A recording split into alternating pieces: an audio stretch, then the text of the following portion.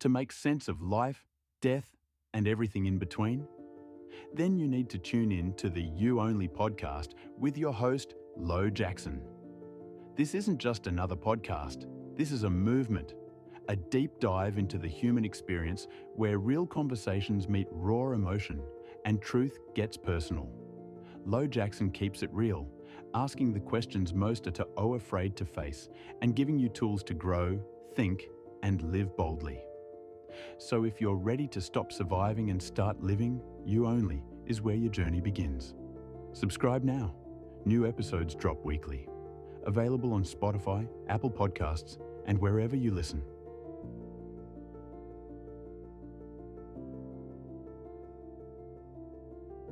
In a fraction of a second, the tilt of a chin or the curve of a brow can decide a fate, affecting whether someone is trusted, hired, or even convicted.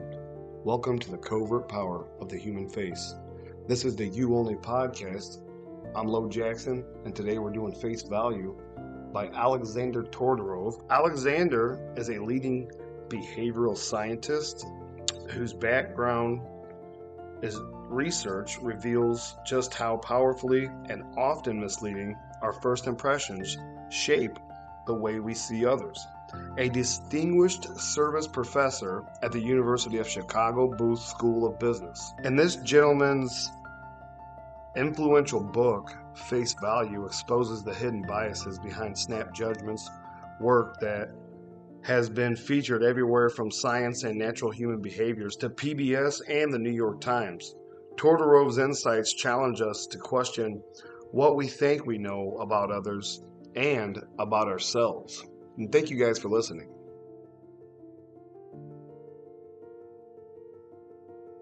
Facial expressions that reveal a nasty or toxic person, grounded in the scientific facial action coding system and emotional decoding. If you've ever had a bad feeling about someone and couldn't quite explain why, chances are their face gave them away, because even the most charming, toxic people leave micro-expressions that reveal their true nature. Here's what to look for. Number one is the contempt smirk. This is one of the most dangerous micro-expressions, and it's easy to miss. It's a subtle one-sided smile, usually on the left side, and it shows contempt or the belief that they're superior to you.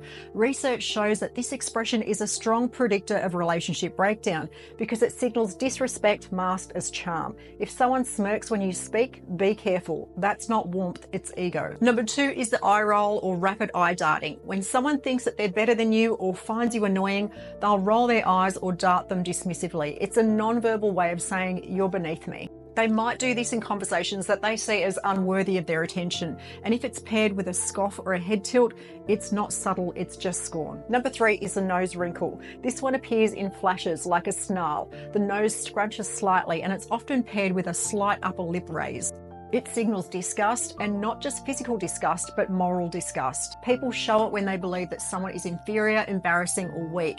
And if you see it directed at you, it's a big red flag. Number four is the micro glare. The brow lowers tightly, the eyelids narrow, and it's the look that someone gives when they're hiding irritation or plotting dominance. It's fast, but it changes the entire energy in the room, and you'll feel it before you consciously register it. Number five is the smile freeze. Their smile doesn't match their eyes. The mouth smiles, but the eyes stay cold, or the smile lingers too long after the emotional moment has passed. That's not friendliness, it's a rehearsed social mask, and it always slips eventually.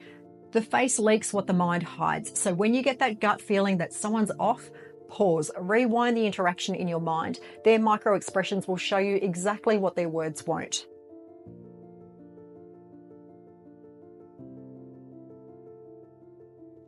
Audience, people form judgments about traits like trustworthiness or competence within 100 milliseconds of seeing a face. Is that not wild? We don't even realize we're doing this stuff, and the moment we see somebody, we judge them.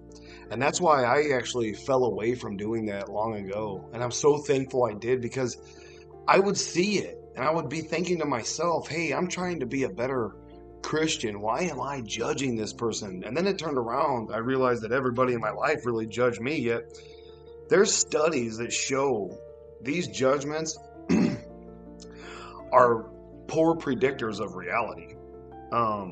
For example, People form judgments about traits like competence and trustworthiness within 100 milliseconds of seeing a person's face. Yet, studies show these judgments are poor predictors of reality. For example, one famous study by Todorov found that snap judgments of candidates' faces predicted election winners about 70% of the time, but for the wrong reasons. Voters weren't judging actual competence, just appearance. And we see this now in every election across the world. Like appearance, he's a good looking guy. He must be really great at his job. Look at him. And that's how people get taken. That's how people get scammed. That's how psychopathy and Machiavellianism and all that stuff works. Thank you so much for my new fans out there. I hope you're listening. I appreciate you. I got YouTube. I'm on TikTok now. I'm really getting out there. I'm starting to gain a lot more followers, and I really appreciate it. We're nearing 60,000 listens right now. I'm at 600 fans. Please share me, follow me. I appreciate all you guys. In general social perception, people's confidence is much higher than accuracy. A meta-analysis on accuracy of personality judgments shows correlation between strangers' snap judgments and actual personality traits are typically only 0.2 to 0.3. Pretty freaking weak, right? Meaning we're wrong far more often than we realize. I know that's true about me. Still, most people actually report feeling very confident in these impressions. And you felt this. The emotions and the feelings are so strong. That's why emotional intelligence is so important. You can't allow precursors to affect your own mental strength. And that's what a lot of people in the world do. And I do it myself too. Believe me, I am no saint. And just because I transfer information to you guys doesn't mean that I don't have my own struggles, because I do, and life is not easy. We're throwing blow after blow and expected to continue performing at 100% to all the people that we love, to the job we have, to the people that look up to us. It's wild. You have no idea who's out there thinking about you, about that one time you told them something and it changed their life forever, while you're sitting back thinking, oh, nobody cares about me or whatever, because a lot of people do that stuff, but we got to dig deep, deeper, and find the real truths about ourselves without everybody's identity infringing upon our own identities. Like in my book, The Four Acknowledgments by Don Miguel Ruiz, he talks about domestication in that book, and a lot of this stuff has to do with that. And unfortunately, none of us read these books, so we don't actually know the truth about the mind and how it's so easy to lie to ourselves, and especially when it comes to like stereotyping or biases. And we all create those when judging strangers. I think we do. Implicit stereotypes like race, gender, age strongly influence first impressions. And studies show that people believe these impressions are accurate gut feeling, but statistically tests reveal biases explains much more of the judgment than reality. And I find that to be true in the point that, in today's society, we are all under so many different kind of spells, honestly. I mean, look at the world today and look at the faces that you see out there every single day and look at the looks that people give you. I just go to Walmart and soak up the people, because people are interesting, so I always try to say, how you doing today? And people will just straight up ignore me, or I'll look at somebody and then they'll look away from me, or whatever, it's interesting the way we are with each other when we should be so kind to one another. We're only here for this short time. Life is too short to be like this. The illusion of asymmetric insight. Research shows about 65 to 70% of people believe that they know others better than others know them. In reality, accuracy is about equal and fairly low, meaning we consistently overestimate our ability to read people. And that's why it's important to gain strong emotional intelligence, because I'm doing this book today because I feel like it is the most informative book I've done in a while. Yes, I say that on every podcast because I love every podcast I do for you guys, because you guys are awesome. I love the emails you give me. I love all the comments. I like when we're interacting together. So follow me on TikTok. Yeah, I'm out there. Lo Jackson, check me out. I'm doing it big. I go live for a half hour here and there in the mornings, and I try to promote my podcast. So thankfully, I'm doing well, and I appreciate every single one of you guys listening. And humans are wired to feel certain about their judgments of others because, you're the one governing that mind, and you're the one in control of those emotions. You're the one that has lived through pain, sorrow, suffering, and just, disenfranchisement, whatever, all the things that go on in life is just unpredictable. But statistics show our accuracy is surprisingly low. And unfortunately, we trust our gut too often, mistake confidence for correctness, leading to systematic errors in everything from hiring, dating, to politics and law, I believe. So thank you guys again for listening, and hopefully you're enjoying Face Value by Mr.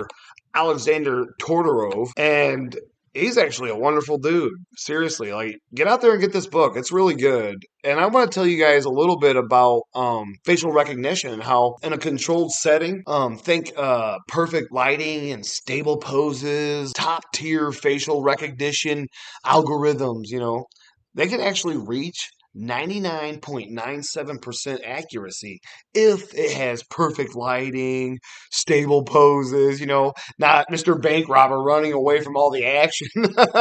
In the real world, that figure plummets. Like I was telling you, it has to be perfect lighting, stable position, stuff like that. Error rates can climb as high as 9.3%. And in poor quality, images up to 20% are a total fail. So there's a drastic disparity in performance across demographics. Male, female, stuff like that. MIT's gender shade study found error rates for darker skinned women can hit 34 to 47% compared to as little as 0.8% for lighter skinned men. The NIST, or National Institute of Standards and Technology, reported some algorithms misidentify Asian or African American individuals up to 100 times more frequently than white men. And reliability isn't about technology. Humans are fallible too, because we move so fast and quick. We're laughing, we're making all kinds of different gestures. So how could, a camera catch every little moment? They make some pretty amazing cameras out there, but still, we're human, we're animals. We're just too fallible, we move too much. So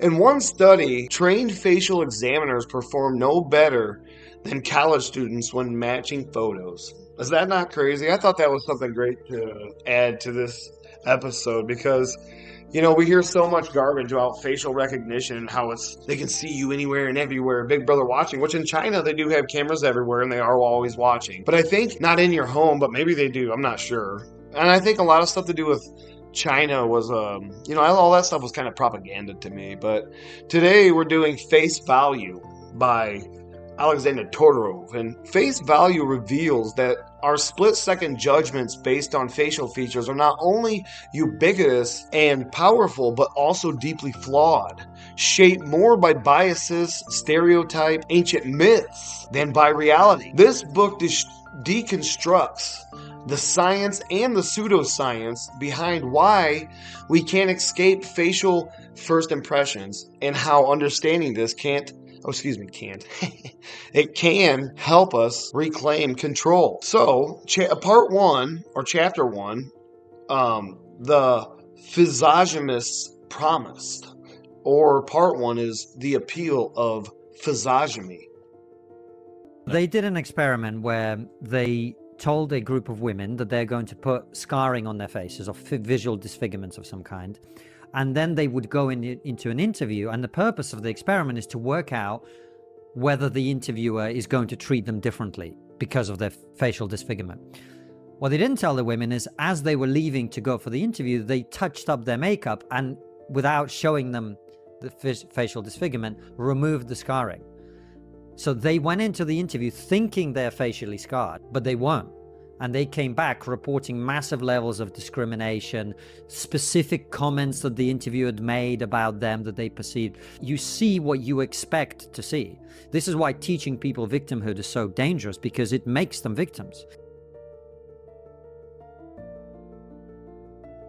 Physiognomy is a person's facial features or expression, especially when regarded as it indicates something or character or ethnic origin, that sort of stuff is visage me. I just wanted to share that with you so everybody understood what I was talking about, because this book, a lot of these books use words and terminologies that people don't know, and sometimes when I re-listen to the podcast after I've edited it and everything, I go back and think, man, I wish I would have put the definition of that in there, because somebody had reached out one time and told me that I could do that, and sometimes I remember, and then once I'm getting at it, I forget sometimes, and I'm like, shoot, I gotta go back. But chapter 1 traces the age-old belief dating back to Aristotle, which I've talked about Aristotle in multiple episodes on this podcast, that a person's character can be discerned from their face. And I think every single one of us think that we can really tell what somebody's thinking or feeling at any moment, at any time. And we're confident in that because we're alone in our heads. And, you know, sometimes a lot of us aren't really great governors of our mind. We just think we are. From early anatomies to Nazi pseudoscience, these long discredited ideas still influence our instincts. And that's chapter 1 of base value. And that's what it covers. Chapter 2, single glance impressions, explores how lightning fast facial judgments occur so rapid we aren't even conscious of making them. It would be impossible because that's how fast, because we got to be able to look at something and know if we should fight, flight, freeze, fawn, because that's what our brain's telling us. Because our whole entire deal here is safety. Everything about our brain is a safety, and that's why it's a computer. And how do you think computers came about? It was the study of the mind. Chapter 3, consequential impressions, demonstrates how these snap judgments have real-world effects. They influence elections, loans, classrooms, and courtrooms, and more. Part 2 is understanding first impressions. And chapter 4 is the psychologist trade. It examines how researchers study faces, breaking down the endless permutations of facial features to find patterns in impression formation. And that's chapter 4. And that's an important chapter. If you get a chance, get this book. I'm telling you, you will not regret it. It was a really good one. Like, I don't know, you guys. It blew my mind, some of the stuff I was reading. It's like, wow. And I can't give it all to you because that wouldn't be right. That's copyright. You know, it's just not what I do here. And chapter 5, making the invisible visible, introduces data-driven tools like bubbles and modeling to visualize the subconscious rules we use to read faces. In chapter 6, the function of impressions, proposes a simple framework. Impressions boil down to judgments of trustworthiness, intentions, and dominance or power. Other perceptions emerge from blends of these dimensions. And chapter 7, the eye of the beholder, shows how our stereotypes, past experiences, and even resemblances to ourselves shape our impressions, often unconsciously, or that's what our subconscious is about, or the archetypes. And part 3, the misaccuracy of first impressions, and that's chapter 8 is misleading images, explains how content, lighting angle, expression can warp a still photo into a false message about character. So that's why it's so important in today's society, in today's age, to really, does this photo have a watermark? You know, you got to look for differences in neck and shape sizes. You know, do the parts on the body just look fake, you know? And it's hard to tell because AI is that good right now, but you can normally tell if you know what to look for. In chapter 9, suboptimal decisions, it illuminates how we overtrust facial cues, often ignoring stronger, more reliable information when making decisions. And that's what I'm talking about in the book Emotional Intelligence by Mr. Goleman. You know, you have to be able to control those emotions and not allow things to go on that your lower self would allow to go on, because that's your lower self is your habits, your cussing and all the things you do that you don't like. That's your lower self. Your higher self is the responsible one that continues to pay your bills, get your ass out of bed and get to work on time and to school on time or whatever you're out there doing.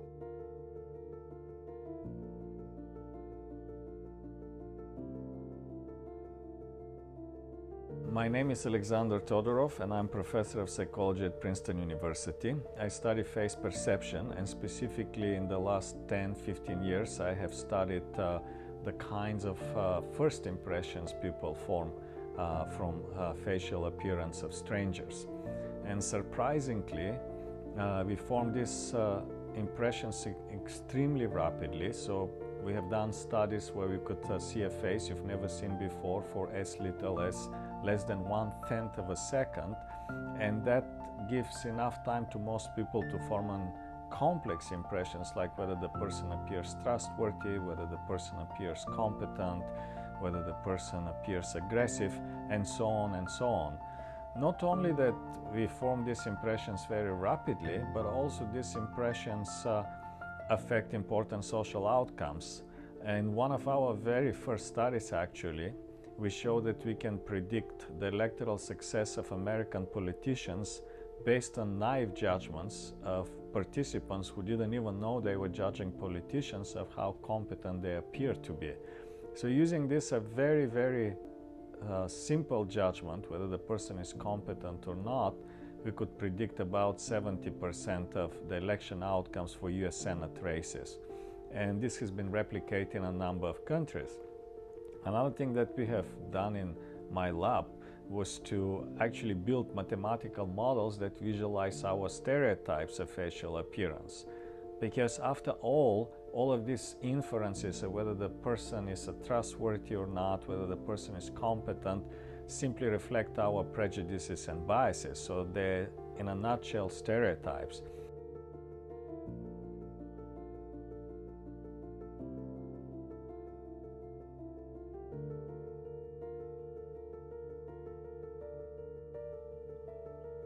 Chapter 9, Suboptimal Decisions, illuminates how we overtrust facial cues, often ignoring stronger, more reliable information when making decisions. And you always have to use logic. There is no decisions any human being out there should be making in la-la land except for logic. Is this what is really going on? Am I being harmed? Is this going to cost me any pain later? You have to really think things through in today's age. Chapter 10, Evolutionary Stories, tackles the idea that faces evolved to signal character and how, instead, our brains apply outdated heuristics poorly suited for modern anonymous environments.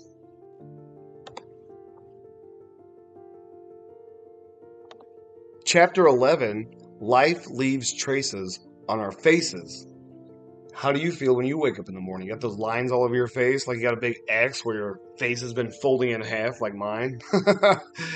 It highlights how appearances reflects lifestyle, like stress or sleep habits, more than moral intent. And a lot of my lines in my face when I sleep is from pretty much bad sleep habits, because I drive 20 hours to work every week. But part 4, the special status of faces, chapter 12, born to attend to faces. From infancy, humans are drawn to faces, signaling their evolutionary and social importance.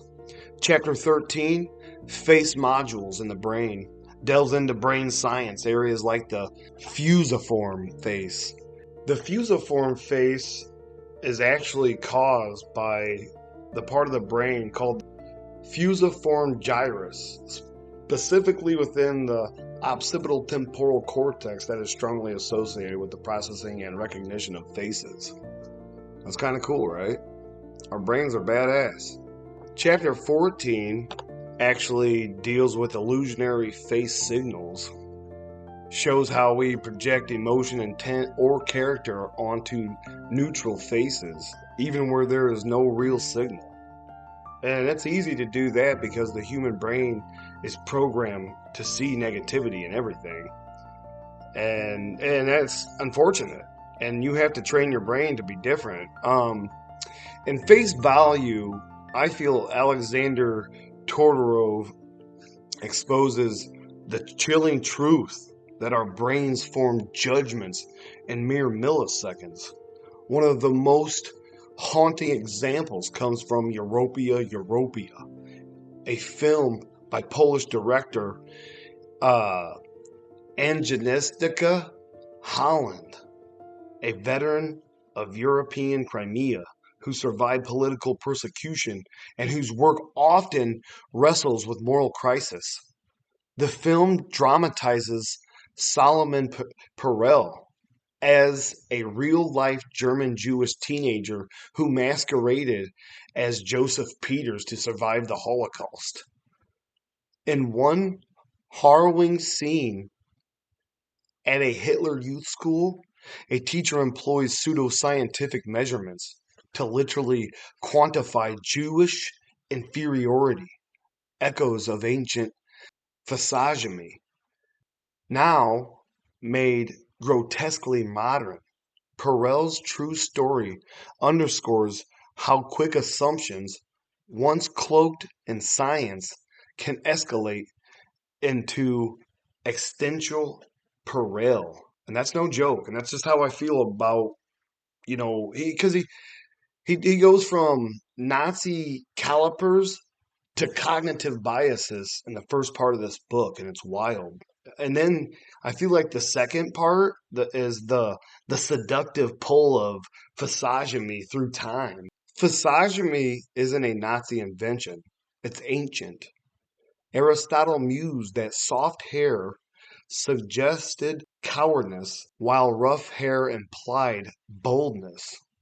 And that's just hair. Like, how do you judge somebody by their hair? It's wild. There's tribes in Africa who they braid their hair. They use, dreads because it seals all their energy within into their body. It's supposed to, that's why people over there don't like you touching their hair. In the 16th century, Italian polymath Battista della Porta popularized the idea further by likening faces to animals.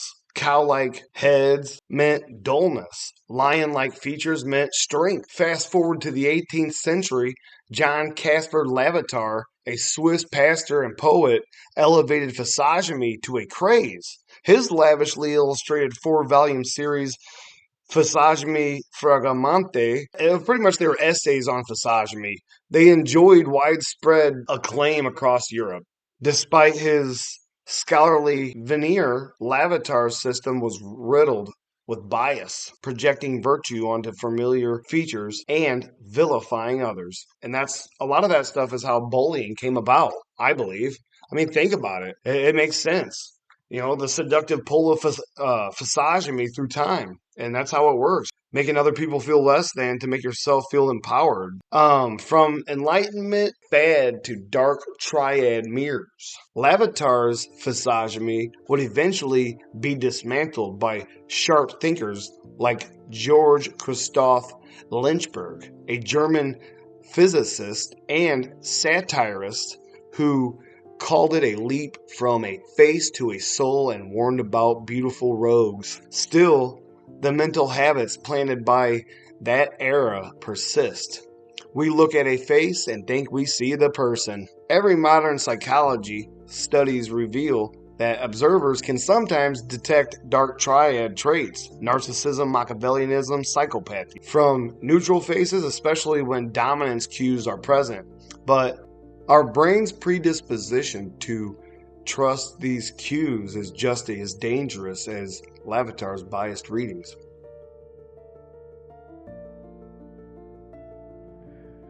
What's up, world?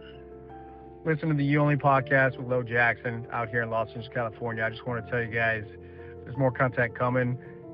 Tune in, like, subscribe, and let's get it. We're wired to judge quickly, and now AI and facial profiling threaten to amplify that instinct. And that's what this is about, They're really trying to seriously control everybody now. It's wild, and they're persistent. The persistence of face-based deception is what we got to think about. And today's AI-powered facial profiling firms, they don't use calipers, they use algorithms. Yet their promise echoes physiognomy. Understand someone's personality from their face. Todorov shows that while first impressions align across observers, they often mislead, whether in politics, hiring, or personal relationships. That split-second read can cost us dearly, or everything, especially if that person in front of us is dangerous, or just tired, cultural unfamiliar, or ill-lit. We must pause. And I talked about that in my book. I did emotional intelligence. Take that emotional pause. Because in a world that prioritizes face over fact, our ability to question our instinct verdicts isn't just smart, it's essential for justice and survival. Thank you guys for listening to the You Only podcast. Please give me a 5-star review. I need 2 more to be back at 4 stars. I think I got less stars because I was new at podcasting, and I'm not new anymore. I'm doing a good job, and hopefully you enjoyed this episode. And thank you guys for all the comments, and thank you for the emails, and thank you for wanting to be a part of the podcast. I appreciate that. I'm trying to collaborate right now and trying to do things that I said I was going to do in the past, and it's hard out here. It's hard podcasting. A lot goes into this stuff. So please follow me, share me, and I'll share more with you soon. Hi, I'm Grace from the Philippines. Mabuhay! And I'm listening to the You Only podcast. I'm a